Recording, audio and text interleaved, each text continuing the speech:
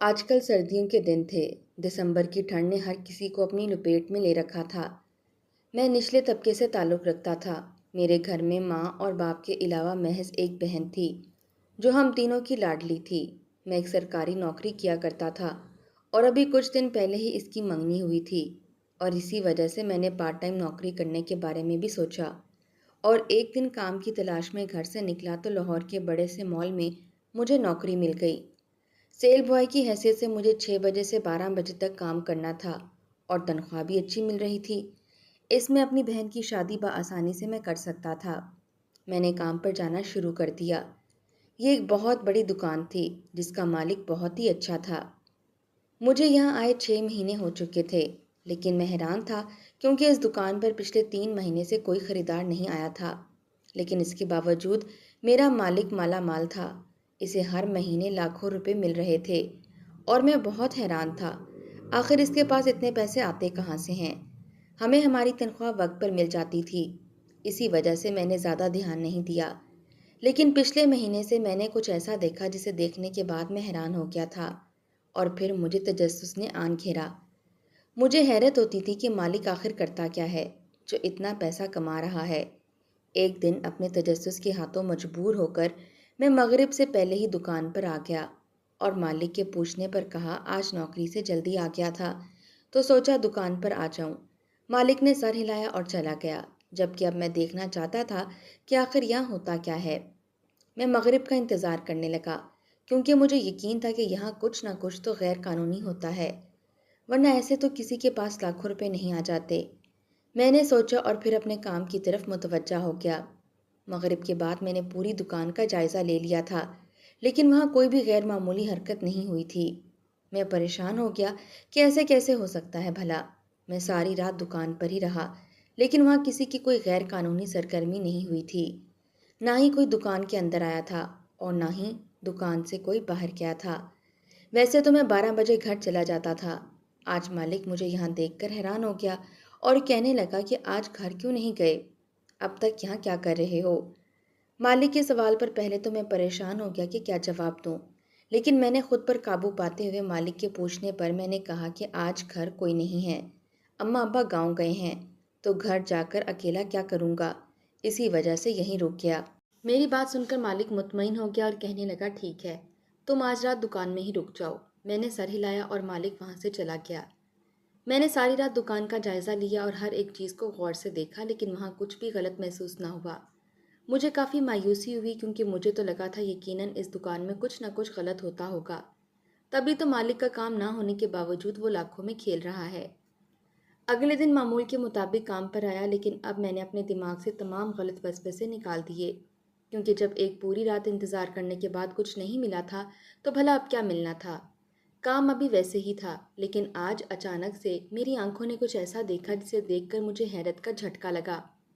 آج پھر میں مغرب سے پہلے وہاں آ گیا اور مغرب کے وقت میں نے ایک سیاہ فام عورت کو دیکھا جس کی عمر لگ بھگ 35 سال تھی، اور وہ سیاہ فام عورت کو اپنی دکان کا سب سے خوبصورت اور مہنگا ترین جوڑا دکھا رہا تھا۔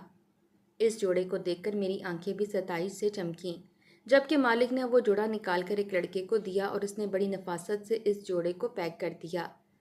لیکن اصل جھٹکا تو مجھے تب لگا جب مالک نے اس عورت سے پیسے نہیں لیے۔ میں حیران پریشان وہاں کھڑے سب دیکھ رہا تھا۔ مالک نے تقریباً وہ 30,000 کا سوٹ مفت میں اس عورت کو دے دیا۔ میرا مالک اچھے دل کا مالک تھا، لیکن وہ اتنا بھی سخی سرور نہیں تھا کہ وہ کسی کو اتنا مہنگا سوٹ مفت میں ہی دے دیتا۔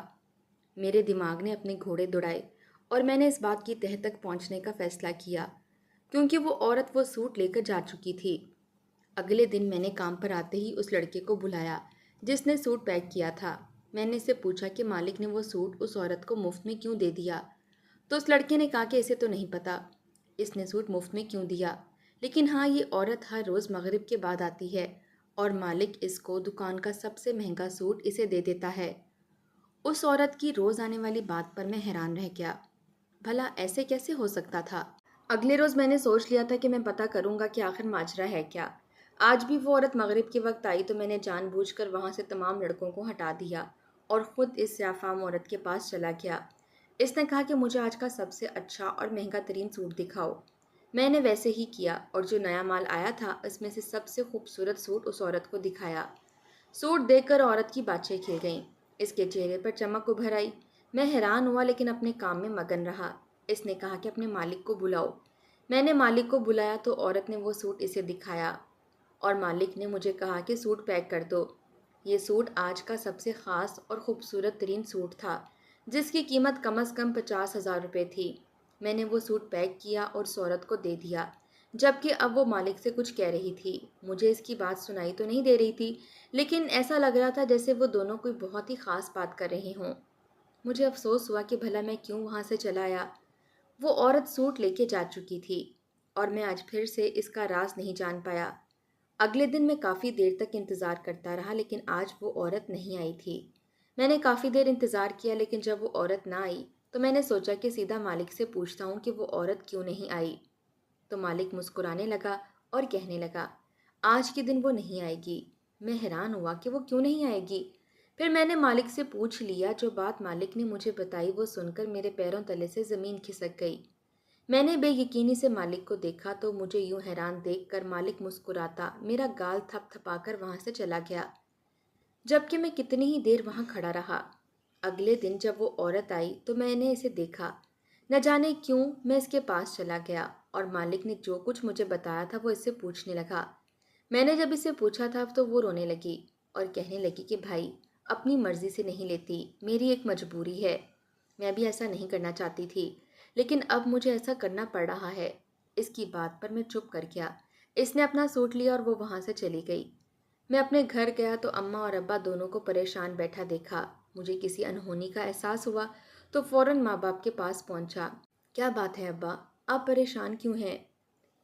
میں نے ابو سے پوچھا تو وہ مجھے دیکھ کر اٹھے اور اپنے کمرے میں چلے گئے۔ میرا دل شدت سے دھڑک رہا تھا کیونکہ اماں بھی رو رہی تھیں۔ میں نے اماں سے پوچھا کہ کیا ہوا ہے تو انہوں نے کہا کہ تمہاری بہن کا رشتہ ٹوٹ گیا ہے۔ یہ سن کر جیسے مجھ پر آسمان ٹوٹ پڑا تھا۔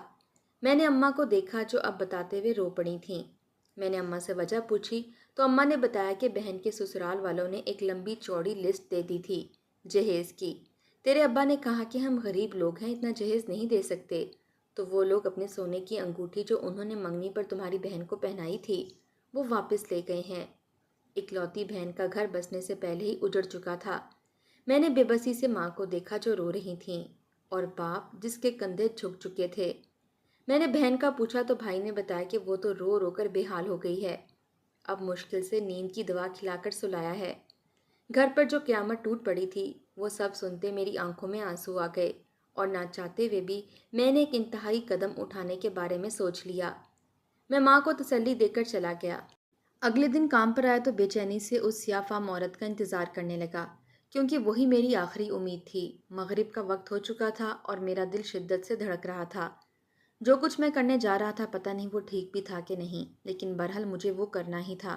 لیکن شاید میری قسمت میں آزمائشوں کا وقت بڑھ چکا تھا، اسی وجہ سے میں انتظار کرتا رہ گیا لیکن وہ سیاہ فام عورت نہ آئی۔ اپنی پریشانی میں یہ بھول گیا تھا کہ وہ پچھلے 2-3 دن سے دکان پر نہیں آ رہی تھی۔ میری آخری امید بھی ٹوٹ چکی تھی۔ میں شکست خوردہ قدم اٹھائے گھر واپس آ گیا۔ ماں باپ بہن بھائی سب پریشان حال تھے۔ انہیں یوں پریشان دیکھ کر میری رہی سہی ہمت بھی ٹوٹ گئی۔ اب تو مجھے ہر حال میں اپنی بہن کا گھر بسانا تھا، چاہے اس کے لیے مجھے کوئی بھی قیمت کیوں نہ ادا کرنی پڑتی۔ اگلے روز میں نے مالک سے اس عورت کا پوچھا کہ وہ کہاں ہے، 2 دن سے کیوں نہیں آ رہی۔ مالک مجھے مشکوک نظروں سے دیکھنے لگا۔ میں جانتا تھا کہ مالک کیا سوچ رہا ہوگا لیکن مجھے اس بات سے کوئی فرق نہیں پڑتا تھا کہ وہ کیا سوچتا ہے اور کیا نہیں۔ میں نے مالک کو کہا کہ مجھے اس عورت سے ضروری کام ہے، مجھے اس کا نمبر دے دیں۔ مالک نے گہرا سانس لیا اور پھر کہا کہ جو میں کرنے جا رہا ہوں وہ غلط ہے، لیکن میں مجبور تھا۔ مالک سے نمبر لے لیا۔ گھر آ کر میں نے اس عورت کا نمبر ملایا اور پھر انتظار کرنے لگا۔ میں نے 3-4 مرتبہ نمبر ملایا لیکن وہ نمبر بند جا رہا تھا۔ مجھے حیرت ہوئی کہ بھلا اگر مالک نے یہ نمبر دیا تھا تو وہ نمبر کیوں بند تھا۔ میں نے ساری رات جاگ کر گزاری اور صبح ہونے کا انتظار کرنے لگا۔ اگلے روز میں مغرب سے پہلے ہی دکان پر چلا گیا اور شاید آج میری قسمت اچھی تھی کیونکہ مغرب کے بعد ہی وہ عورت آج پھر وہاں آ گئی تھی۔ میں اس عورت کے پاس گیا اور اس کو جا کر کہا مجھے اسے ضروری کام ہے۔ عورت پہلے تو حیران ہو گئی، پھر اس نے مجھے حیرت سے دیکھا۔ میں مجبور تھا، کچھ بھی کرنے کے لیے تیار تھا۔ میں نے اس عورت سے کہا کہ میرا کام کر دیں۔ میں نے اسے اپنی مجبوری بتائی تو وہ میری بات مان گئی اور کہنے لگی کہ 1,000 روپے دے دو۔ میں نے 1,000 روپے اسے دے دیا تو اس کی آنکھوں میں آنسو آ گئے۔ اس نے کہا کہ اب جب تم گھر جاؤ گے نا تو تمہارا کام ہو گیا ہوگا۔ پہلے تو میں چونکا لیکن پھر بے حد خوش ہو گیا۔ اگلے دن جب میں گھر پہنچا تو میں حیران رہ گیا کیونکہ میرے گھر کے صحن میں کافی زیادہ لوگ بیٹھے ہوئے تھے۔ میرا دل پتے کی مانند لرزنے لگا۔ میں نے قدم اندر کی جانب بڑھائے تو اندر موجود نفوس کو دیکھ کر میں چونک گیا اور پھر حیرت و بے یقینی سے ان سب کو دیکھنے لگا۔ وہ کوئی اور نہیں بلکہ میری بہن کے سسرال والے تھے۔ ہاں، وہی سسرال والے جنہوں نے کچھ دن پہلے خود ہی یہ رشتہ توڑ دیا تھا، اور آج وہ سب خود وہاں موجود تھے، یہاں تک کہ وہ لڑکا بھی وہاں موجود سر جھکائے بیٹھا تھا جس سے میری بہن کی شادی ہونی تھی۔ میں نے ماں سے پوچھا کہ یہ سب کیا ہو رہا ہے، تو ماں کہنے لگی کہ ان کو اپنی غلطی کا احساس ہو گیا ہے اور اب یہ لوگ اپنی غلطی سدھارنے آئے ہیں، واپس رشتہ مانگنے آئے ہیں۔ ان کی بات پر مجھے 440 واٹ کا جھٹکا لگا، کیونکہ بھلا ایسے کیسے ہو سکتا ہے؟ میں نے اماں سے پوچھا کہ ایسے کیسے ہو گیا؟ تو اماں نے مجھے ڈانٹ دیا اور کہا، کیا بہن کا گھر بس رہا ہے تو اسے بسنے دو، بلا وجہ کے سوال جواب نہ کرو، یہ نہ ہو کہ وہ لوگ واپس ہی چلے جائیں۔ ماں کی بات پر میں ایک مرتبہ پھر حیران رہ گیا، لیکن فی الحال چپ رہنے میں ہی عافیت جانی۔ انہوں نے بغیر کسی جہیز کے، بغیر ساز و سامان کے اس رشتے کے لیے ہاں کر دی تھی، اور تو اور انہوں نے یہ بھی کہہ دیا تھا کہ وہ لوگ محض نکاح کریں گے، انتہائی سادگی سے، بس چند گھر کے افراد ہوں گے، پھر ولیمہ وہ لوگ دھوم دھام سے کر لیں گے۔ اسی لیے ہمارا بوجھ بالکل ختم ہو گیا۔ میں نے رب کا شکر ادا کیا اور وہ لوگ نکاح کی تاریخ پکی کر کے چلے گئے۔ میری بہن واپس زندگی کی طرف لوٹ آئی۔ ماں اور باپ بھی خوشی خوشی رہنے لگے تھے، لیکن مجھے جو چیز بہت زیادہ پریشان کر رہی تھی وہ یہ تھی کہ محض 1,000 کی خاطر اس عورت نے ایک ہی رات میں ایسا کیا کیا تھا جس کی وجہ سے یہ معجزہ ہو گیا، جس کی قطعی مجھے امید نہیں تھی۔ یہ سب سوچتے ہوئے میں نے اس عورت سے بات کرنے کا فیصلہ کیا اور اگلے دن دکان جانے کی بجائے اس کی رہائش گاہ پر چلا گیا۔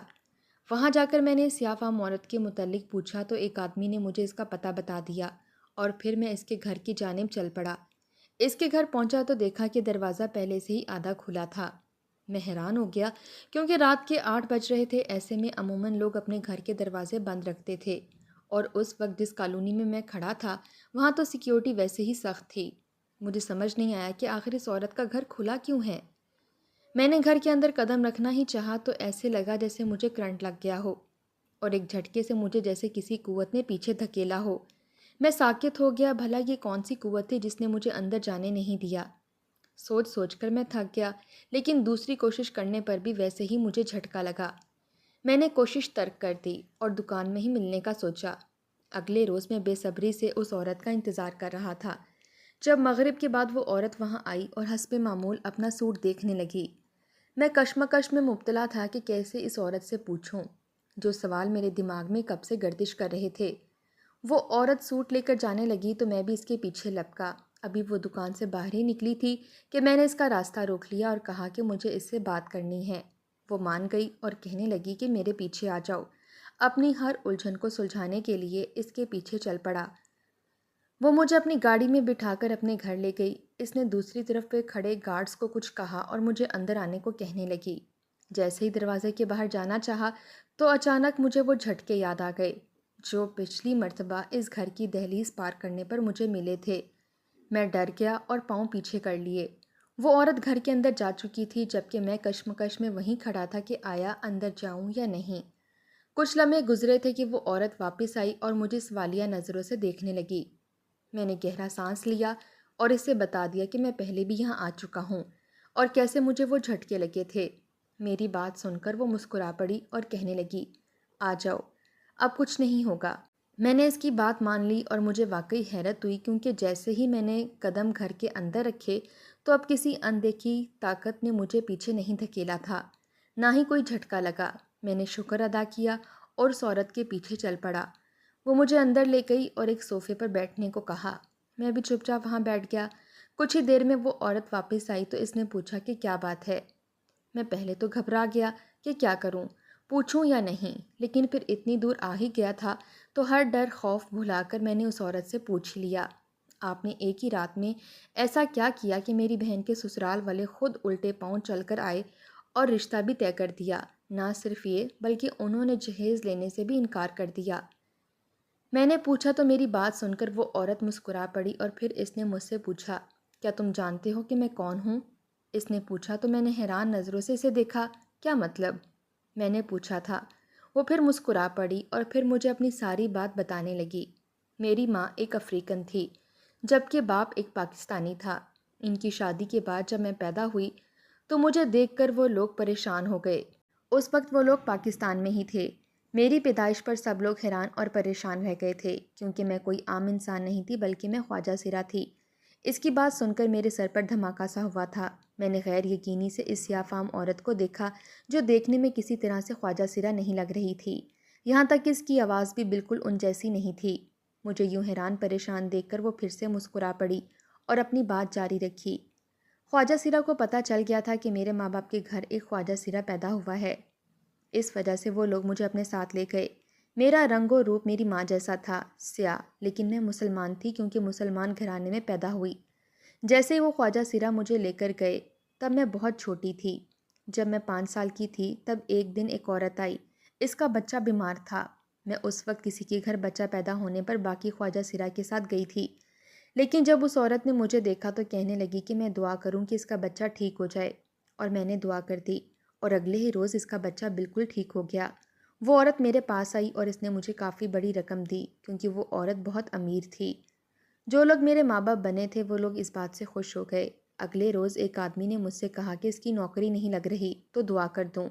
میں نے دعا کی تو اگلے ہی روز اس کی نوکری بھی لگ گئی، اور پھر ہر روز کوئی نہ کوئی میرے پاس آتا اور مجھ سے کوئی نہ کوئی دعا کا کہتا، اور میں جیسے ہی دعا مانگتی 1-2 روز تک ان کا مسئلہ حل ہو جاتا۔ میرے ماں باپ مجھے ایک اللہ والے کے پاس لے گئے اور انہوں نے مجھے دیکھتے ہوئے کہا کہ رب کی مجھ پر خاص مہر ہے، اسی وجہ سے میرا رب مجھ سے خوش ہے اور میری ساری دعائیں قبول ہوتی ہیں۔ بس پھر اس کے بعد سے یہ کام عام ہو گیا۔ روز لوگ میرے پاس آنے لگے اور مجھ سے دعا کروانے لگے اور میری ہر دعا قبول ہونے لگی۔ میرے ماں باپ نے مجھے ناچ گانے سے بہت دور اپنے رب کے قریب کر دیا۔ تمہارا مالک پہلے مجھ پر غلط نظر رکھتا تھا، ایک دن وہ میرے ساتھ غلط کرنے کا ارادہ رکھتا تھا، لیکن میں نے رب سے دعا کی کہ وہ میری عزت محفوظ رکھے، تو میرے رب نے میری سن لی اور تمہارے مالک کی دکان جل گئی۔ لیکن جب اسے پتہ چلا کہ میں باقیوں جیسی نہیں ہوں تو اس نے مجھ سے معافی مانگ لی اور میں نے اسے معاف کر دیا۔ پھر اس نے کہا کہ میں اس کے لیے دعا کروں اور بدلے میں جو چاہوں اس سے مانگ لوں۔ میں نے اس کے لیے دعا کی اور اس کی دکان دوبارہ بن گئی، لیکن پھر اس نے سب سے پہلے دکانداری کی شروعات مجھ سے کی۔ میں نے اسے ایک سوٹ خریدا جو بہت مہنگا تھا، لیکن اس نے مجھے سستے داموں میں بیچ دیا اور پھر وہ روزانہ ایسے کرنے لگا۔ اس کے کپڑے اچھے ہوتے تھے، اس سے لوگ دکان پر آنے کی بجائے آن لائن بکنگ کرنے لگے۔ اسی وجہ سے اس کا کاروبار اچھا چلنے لگا اور وہ لاکھوں کروڑوں میں کھیلنے لگا۔ تمہارے مالک نے تمہیں غلط کہا تھا کہ میں طوائف ہوں کیونکہ وہ نہیں چاہتا تھا کہ کسی کی مجھ پر نظر پڑے، اور اس دن جب تم نے میرا نمبر مانگا تو اس سے لگا کہ تم میرے ساتھ کچھ غلط کرنا چاہتے ہو۔ میں شاید یہ کام کبھی نہ کرتی۔ لوگوں کے لیے دعا کے بدلے جو پیسے مجھے ملتے ہیں مجھے لگتا ہے کہ وہ غلط ہے، لیکن میں مجبور تھی کیونکہ مجھے ان خواجہ سروں کا پیٹ بھی تو بھرنا تھا جنہوں نے مجھے ہنسی دی۔